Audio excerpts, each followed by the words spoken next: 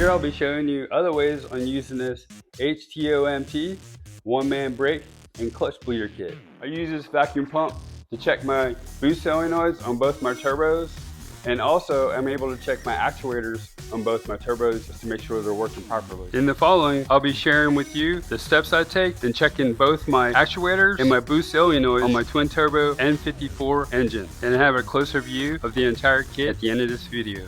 Vacuum gauge pump measures in mercury inches and mercury millimeters. The simple tools I'll need for this is the vacuum pump, the short hose, and the nose cone tip. And please note, the engine is off. I also connected an endoscopic camera that connects to my laptop so I could view the turbo's actuator rod right on the screen.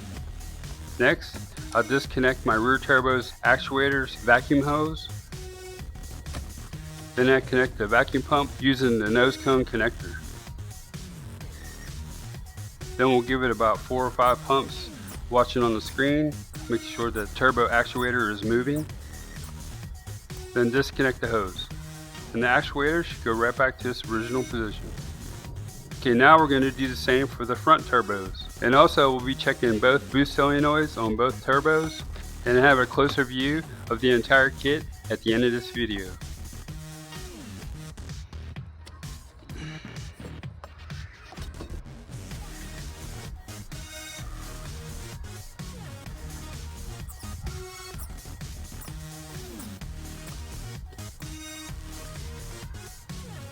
Now let's check both boost solenoids. We'll start with the vacuum line that's connected to the rear turbo that's connected to the boost solenoid. Here I'm also showing you the front boost solenoid connected to the front vacuum canister. Going back to the rear boost solenoid vacuum line that's connected to this vacuum canister. Here's where it's connected to the boost solenoid. Running an engine with turbos, knowing how everything's put together and how it works is half the battle. Next, we'll disconnect the vacuum line from this vacuum canister and simply connect the vacuum pump using the nose cone connector. Then simply pump to -15 mercury inches. Hold it there to see if the gauge moves. If there's any sign of losing pressure by the gauge needle moving down, then you'll probably have to replace your boost solenoid. Looks like I have to replace this one. Now let's check the front boost solenoid by disconnecting the vacuum line from the vacuum canister. Okay, now let's check to see if the leak is faster or slower or no leak at all. Oh, it's time to replace this boost solenoid big time. Now let's have a good close-up view on what's included in this entire kit.